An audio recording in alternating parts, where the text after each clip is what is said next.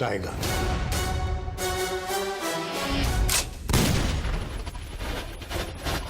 अरे लाइफ में थोड़ा बहुत कीमा पाव, टंगड़ी कबाब, हाका नूडल भी होना चाहिए ना।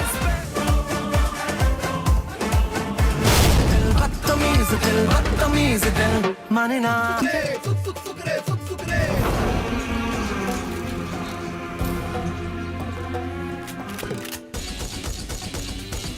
अभी बाकी मेरी कहानी है, सारी दुनिया को जो सुनानी है।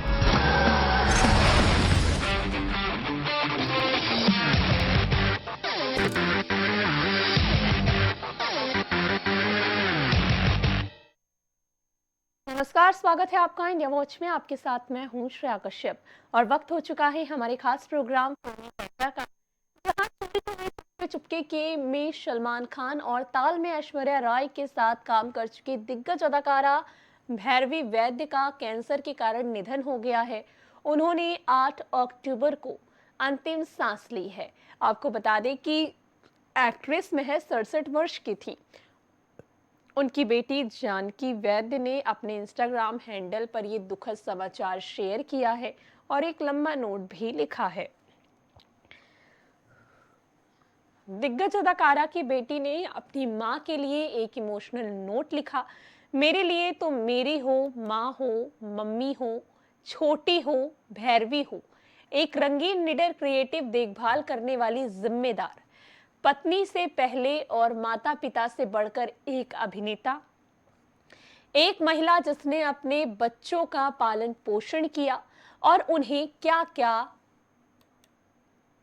क्या होगा अगर सोचने के डर के बिना अपने सपने हासिल करने में सक्षम बनाया। एक महिला जिसने जरा से भी समझौता किए बिना अपने नियमों के आधार पर फिल्म, टीवी, ओटीटी जैसी इंडस्ट्री में अपना नाम बनाया।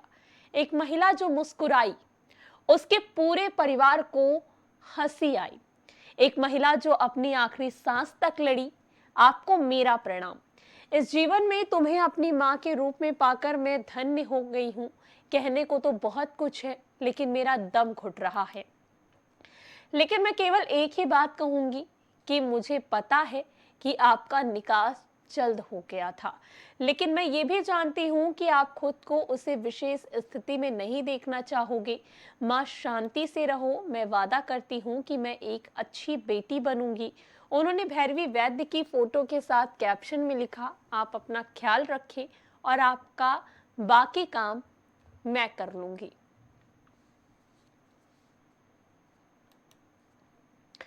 परिणीति चोपड़ा ने पिछले महीने राजनेता राघव चड्ढा से शादी की है। उनकी शादी उदयपुर, राजस्थान में हुई। उसे अच्छी खासी मीडिया कवरेज भी मिली। हाल ही में मिशन रानीगंज एक्ट्रेस को मुंबई एयरपोर्ट पर देखा गया, जहां पैपराजी ने उन्हें अपने पति के साथ आने के लिए कहा। इसके बाद एक्ट्रेस का रिएक्शन देखने लायक था। परिणीति की ये वीडियो सोशल मीडिया पर तेजी से वायरल हो गई। हाल ही में परिणीति को मुंबई एयरपोर्ट पर स्पॉट किया गया, जहां वह लैक्मे फैशन वीक में शामिल होने के लिए दिल्ली जा रही थी। जैसे ही वो अपनी कार से बाहर निकली, उनके लाल सिंदूर ने सभी का ध्यान अपनी ओर आकर्षित कर लिया। बाद में एक पैपराजी ने उनसे पूछा, कभी हमारे जीजू के साथ भी आइए। हाल ही में परिणीति ने राघव चड्ढा के साथ अपने शादी के हल्दी समारोह की अनदेखी तस्वीरें शेयर की। तस्वीरों में एक्ट्रेस ने शानदार झुमके, हाथ में गहने और एक जड़ा हुआ हैंडबैग पहना हुआ था, जिसमें वो बेहद ही खूबसूरत लग रही थी। दूसरी ओर आप नेता ने सफेद कुर्ता पायजामा पहना हुआ था। जैसे ही उन्होंने परिणीति उनके गाल पर किस किया, जोड़े के चेहरे पर हल्का रंग लग गया। एक अन्य तस्वीर में उनका उत्साह उनके भावपूर्ण चेहरे पर नजर आ रहा है। पिछले कुछ सालों में कुछ दमदार प्रदर्शनों के साथ विजय वर्मा ने खुद को हिंदी फिल्म इंडस्ट्रीज में सबसे अधिक मांग वाले टैलेंटेड में से एक के रूप में स्थापित किया है। विशेष रूप से हाल ही के समय में कुछ सबसे प्रसिद्ध फिल्मों और शो, जिनमें डार्लिंग और दहाड़ शामिल हैं, में टिसेंटेड अभिनेता की नेगेटिव किरदार ने दर्शकों का दिल जीत लिया। दिलचस्प बात तो ये है कि विजय वर्मा ने अब अमेजॉन प्राइम वीडियो शो दहाड़ में एक सीरियल किलर के रूप में अपने असाधारण प्रदर्शन के लिए पॉपुलर एशियाई एकेडमी क्रिएटिव अवार्ड्स में अभिनेता बेस्ट का भारत का पुरस्कार जीता है। हाल ही में एक्सेल मूवीज प्रोडक्शन बैनर, जिसने most popular Amazon prime video show का निर्माण किया था, ने अपने सोशल मीडिया हैंडल पर खुलासा किया कि विजय वर्मा ने एशियन एकेडमी क्रिएटिव अवार्ड्स में बेस्ट एक्टर भारत का पुरस्कार जीता है। एक्सेल मूवीज के इंस्टाग्राम पोस्ट में लिखा है, एशियाई एकेडमी पुरस्कारों में उत्साह, दहाड़ के लिए बेस्ट एक्टर का पुरस्कार जीतने पर बधाई। टैलेंटेड एक्टर जो पॉपुलर पुरस्कार जीतने में बहुत एक्साइटेड हैं, ने अपने इंस्टाग्राम हैंडल पर एक स्पेशल नोट के साथ प्रोडक्शन बैनर के ऑफिशियली पोस्ट को फिर से शेयर किया है। विजय वर्मा के इंस्टाग्राम पोस्ट में लिखा है, इतना बड़ा सम्मान एशियन एकेडमी को धन्यवाद।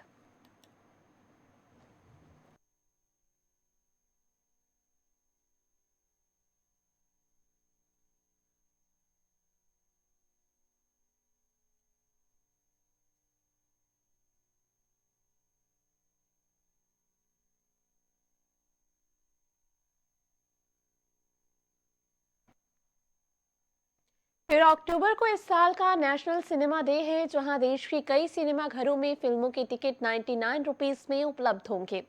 और ऐसा लगता है कि टिकट की कीमतों में गिरावट का फायदा फिल्म मिशन रानीगंज फुकरे 3 धक धक जैसी फिल्मों को मिलेगा। फुकरे 3 पिछले 15 दिनों से सिनेमा घरों में शानदार परफॉर्म कर रही है। टिकट की कीमतों में गिरावट से Akshay Kumar starrer film mission Raniganj को मदद मिल सकती है। अक्षय कुमार की फिल्म 6 अक्टूबर को सिनेमाघरों में रिलीज हुई और इंडस्ट्री ट्रैकर सैक्निकल के अनुसार एक हफ्ते तक सिनेमाघरों में रहने के बाद फिल्म अब तक केवल 18.25 करोड़ रुपए ही कमा पाई है। गुरुवार को जो सिनेमाघरों में अपने 7वें दिन था, टीनू सुरेश देसाई की फिल्म ने 3 करोड़ रुपए कमाए। मिशन रानीगंज की बॉक्स ऑफिस रिएक्शन अब तक नहीं रही है। वहीं अक्षय कुमार ने हाल ही में एक इंटरव्यू में फिल्म के प्रति दर्शकों के रिएक्शन को संबोधित किया, लेकिन ये भी कहा कि यह उनके करियर की अब तक की बेस्ट फिल्मों में से एक थी। एक बिजनेस फिल्म नहीं है, जितनी कमाई होनी चाहिए उतनी नहीं हो पाई, लेकिन मैं ये जानते हुए यहाँ आया हूँ कि फिल्म ने अच्छा परफॉर्म नहीं किया फिल्म का मालिक बनने के लिए, और मैंने हूं कि ये मेरी बेस्ट फिल्मों में से एक है। पूजा हेगड़े एक बेहतरीन एक्ट्रेस है जो साउथ और बॉलीवुड दोनों जगह अपना टैलेंट दिखा चुकी हैं। 10 से 11 साल में अपने करियर में मोस्ट एलिजिबल, बैचलर, महाऋषि जैसी कई फिल्मों में काम कर चुकी पूजा हेगड़े ने तमिल फिल्म मुगामुड़ी से अभिनय की शुरुआत की और उनकी फिल्म तेलुगु रिलीज ओका लैला कोसम थी। आज उनके जन्मदिन पर हम आपको उनसे जुड़ी कुछ बातों के बारे में बताते हैं। पूजा हेगड़े साल 2021 के लिए फोर्ब्स इंडिया के इंस्टाग्राम पर साउथ सिनेमा के सबसे प्रभावशाली सितारों की लिस्ट में 7वें स्थान पर रही हैं। 19 साल की उम्र में पूजा ने मिस इंडिया 2009 कंपटीशन में पार्ट लिया। हालांकि वो शुरुआती दौर में ही बाहर हो गई। पूजा ने इसके बाद हार नहीं मानी। उन्होंने 2010 में फिर से आवेदन किया और सोचा यह खूबसूरत महिला मिस यूनिवर्स इंडिया 2010 प्रतियोगिता में दूसरी रनर अप बनकर उभरी। 2016 में पूजा हेगड़े ने ऋतिक रोशन के साथ आशुतोष गोवारिका की फिल्म मोहन जोदाड़ो से बॉलीवुड में डेब्यू किया। पूजा पर गोवारिका की पत्नी सुनीता की नजर पड़ी, जिन्होंने उन्हें एक एड में देखा और अपने निर्देशक पति को उनकी सिफारिश की, जो फिल्म के लिए एक नए चेहरे की तलाश कर रहे थे। पूजा का बॉलीवुड डेब्यू असफल साबित हुआ। उन्हें 2019 में बिग बॉलीवुड फिल्म हाउसफुल 4 में मिली। वहीं बॉलीवुड फिल्म हाउसफुल 4 में पूजा हेगड़े को जगह मिली, जहां पूजा ने कहा कि साजिद नाडियावाला द्वारा निर्मित और निर्देशित हाउसफुल 4 के सेट पर काम करना पूरी तरह से हंसी और मजेदार था।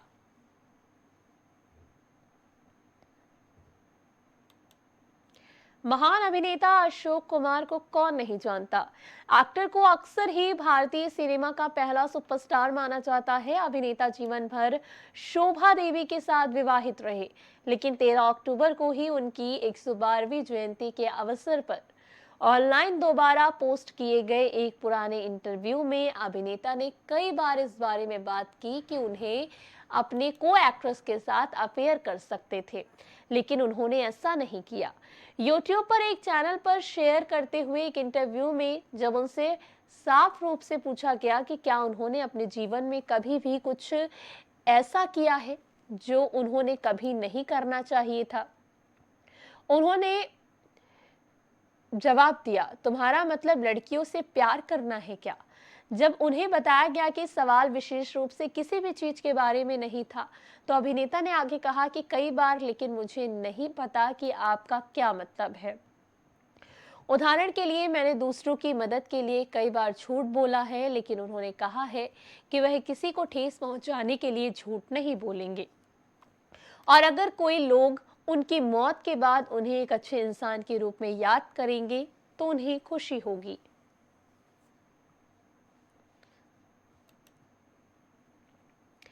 करीना कपूर खान, सोनम कपूर, स्वरा भास्कर और शिखा तलसानिया स्टारर वीरे दी वेडिंग साल 2018 में बड़े पर्दे पर आई थी। शशांक घोष द्वारा निर्देशित और रिया कपूर, एकता कपूर, निखिल द्विवेदी द्वारा प्रोड्यूस ये फिल्म बहुत ही बड़ी हिट थी। इस फिल्म को निर्देशकों और क्रिटिक्स के समान रूप तारीफ मिली थी। अब काफी टाइम बाद वीरे दी वेडिंग के सीक्वल के बारे में र्यूमर्स फैले हुए हैं। अब रिया कपूर ने इन र्यूमर्स पर रिएक्ट किया है। दिए गए इंटरव्यू में रिया कपूर ने वीरे दी वेडिंग 2 को कंफर्म किया है और कहा कि वह इस फिल्म पर काम कर रही हैं। सीक्वल से क्या उम्मीद की जाए, इसके बारे में रिया ने कहा कि फिल्म बहुत अलग होने वाली है। उन्होंने ये भी खुलासा किया है कि सीक्वल बनाने में उन्हें इतना समय क्यों लगा। उन्होंने कहा कि मैं इसे तब तक नहीं करना चाहती थी जब तक मुझे पता नहीं था ये पहले वाले से बेहतर होगी, और मुझे पता था कि ये मुश्किल होने वाला था क्योंकि वीरे दी वेडिंग मेरा सब कुछ है। रिया वीरे दी वेडिंग 2 की कहानी से खुश है। उन्होंने कहा है कि ये उनके लिए बहुत ही अहम फिल्म है और वह इससे बहुत जुड़ी हुई हैं। अगर उन्हें पहली फिल्म बनाने में उतनी खुशी नहीं मिली थी तो वो अगली कड़ी में काम नहीं करना चाहती थी। रिया ने शेयर किया तो हाँ, वीरे दी वेडिंग 2 पर काम चल रहा है। रिया ने वीरे दी वेडिंग 2 पर काम करने की पुष्टि कर दी है। हालांकि अब तक सीक्वल के कलाकारों को लेकर कोई कंफर्मेशन नहीं है। ऐसी अफवाहें हैं कि करीना और सोनम सीक्वल के एक बार फिर साथ नजर आएंगी। हालांकि इसे लेकर कुछ भी ऑफिशियली कंफर्म नहीं किया गया है। हालांकि रिया ने अपनी बहन सोनम कपूर के साथ दोबारा काम करने के बारे में भी बात की थी, लेकिन उन्होंने ये नहीं बताया कि वीरे दी वेडिंग 2 के लिए है या नहीं। उन्होंने कहा कि हम फिर से एक साथ आ रहे हैं। मैं इसे लेकर वास्तव में एक्साइटेड हूँ क्योंकि हम कुछ बिल्कुल अलग कर रहे हैं। हम हमेशा एक साथ आने का रास्ता ढूंढ लेते हैं।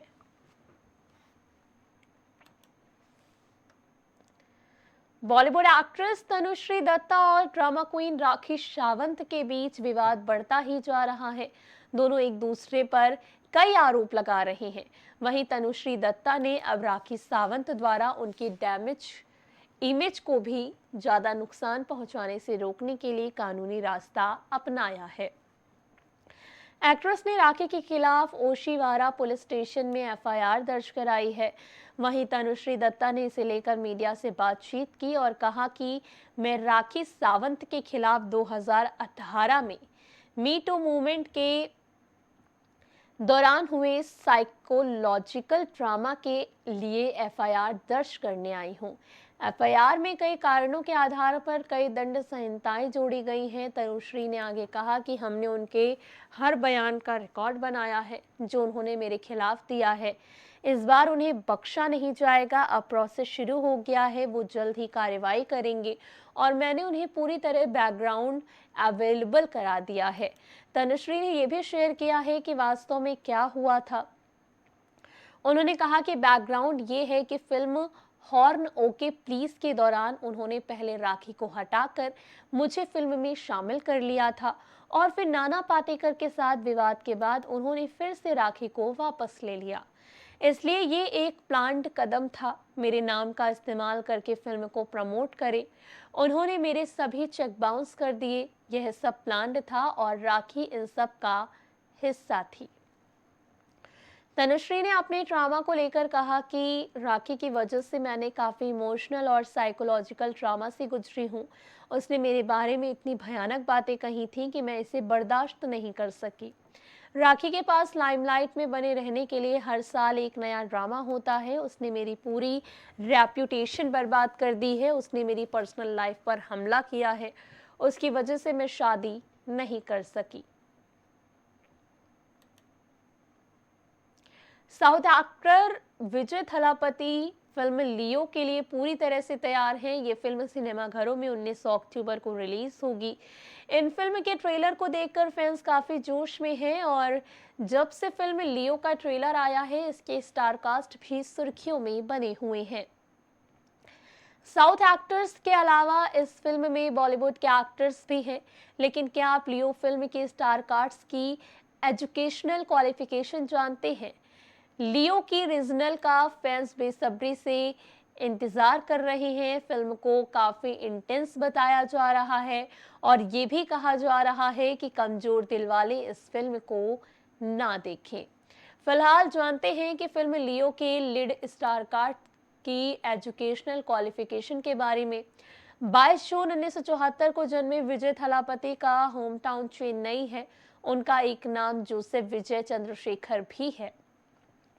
उनकी शुरुआती पढ़ाई कोदबक्कम में Fatima matriculation higher secondary school में हुई, जिसके बाद विजय ने वीरुगंबक्कम में Balalok matriculation higher secondary school में दाखिला लिया। विजय ग्रेजुएशन के लिए चेन्नई चले गए। वहां जाकर लोयोला कॉलेज से विजुअल कम्युनिकेशन में पढ़ाई शुरू की।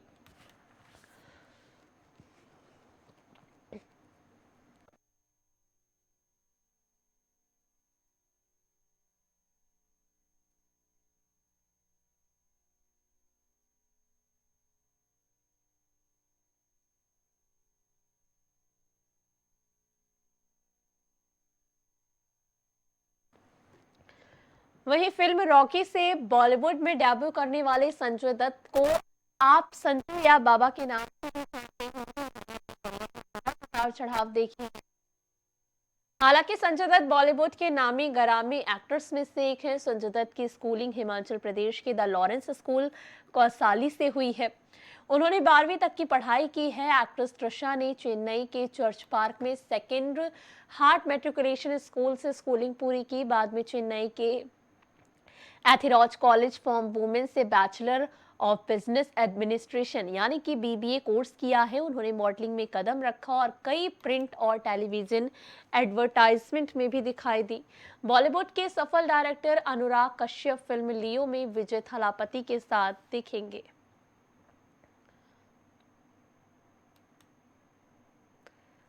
बड़े पर्दे पर इन 4 दिनों में 4 फिल्मों के बीच कंपटीशन चल रहा है। हालांकि मुकाबले में 2 फिल्में तो बहुत बुरी तरह पिछड़ी हुई हैं, लेकिन बाकी 2 फिल्मों का कब्जा रखा गया है।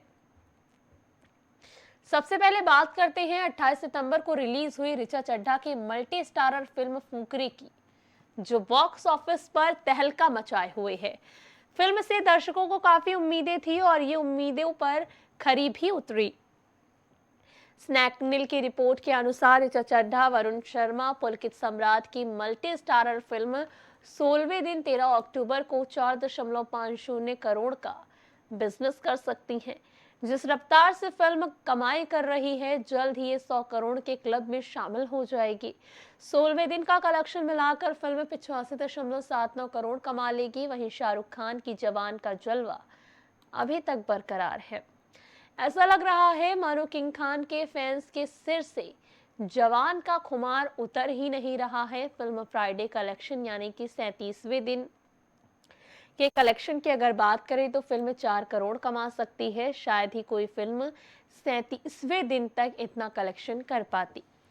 सैकनिल की रिपोर्ट की माने तो 37वें दिन का कलेक्शन मिलाकर फिल्म 631.38 करोड़ की कमाई कर लेगी।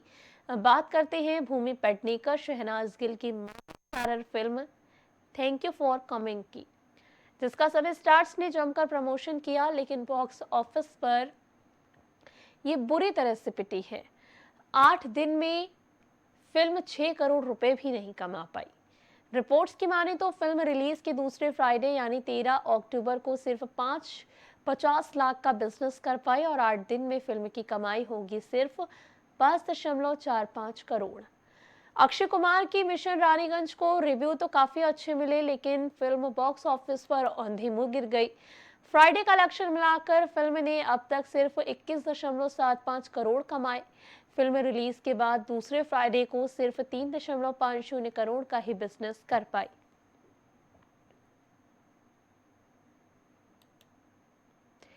रानीगंज 6 अक्टूबर को सिनेमाघरों में रिलीज हुई थी। ये फिल्म जब से रिलीज हुई है बॉक्स ऑफिस पर कुछ कमाल नहीं दिखा पाई। अक्षय कुमार की फिल्म को रिलीज हुए 7 दिन हो गए, मगर कुछ खास कमाई फिल्म ने नहीं की है। लेकिन आज नेशनल सिनेमा डे के मौके पर अक्षय कुमार की फिल्म को काफी फायदा हुआ है। टिकट का रेट कम होने की वजह से बहुत सारे लोग फिल्म देखने के लिए जा रहे हैं, जिसकी वजह से मिशन रानीगंज ने अच्छी कमाई की है। मिशन रानीगंज ने 8वें दिन अच्छा कलेक्शन कर लिया है। मिशन रानीगंज में अक्षय कुमार के साथ परिणीति चोपड़ा लीड रोल में नजर आई। फिल्म को टीनो सुरेश देसाई ने डायरेक्ट किया है। ये फिल्म रियल लाइफ बेस्ड है। फिल्म में अक्षय ने माइनिंग इंजीनियरिंग जसवंत सिंह गिल का किरदार निभाया, जिन्होंने कोयला खानदान में फंसे 65 लोगों को बचाया था। मिशन रानीगंज ने 8वें दिन अच्छी कमाई की सैकालिक। वहीं आपको बता दें कि फिल्म ने 8वें दिन 3.50 करोड़ का कलेक्शन किया, जिसके बाद टोटल कलेक्शन 21.75 करोड़ हो गया है। ये कलेक्शन बाकी दिनों की तुलना में काफ़ी अच्छा है। फिल्मों ने पहले दिन 2.8 करोड़, दूसरे दिन 4.8 करोड़, तीसरे दिन 5 करोड़, चौथे दिन 1.5 करोड़, पांचवें दिन 1.5 करोड़, छठे दिन 1.35 करोड़ और 7वें दिन 1.3 करोड़ का कलेक्शन किया। वर्क फ्रंट की अगर बात की जाए तो अक्षय कुमार के पास फिल्मों की लाइनें लगी हैं। वहीं जल्द ही वेलकम 3 में भी नजर आने वाले हैं। इस फिल्म की स्टार कास्ट काफी बड़ी है। हाल ही में फिल्म का टीजर भी रिलीज किया गया है। ये फिल्म अगले साल सिनेमाघरों में रिलीज होगी।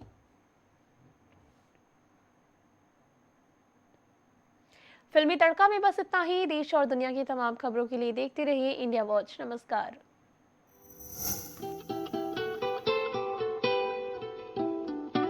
टाइगर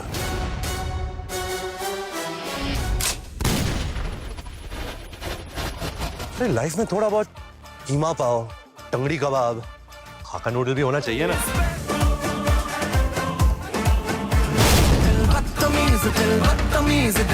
माने ना।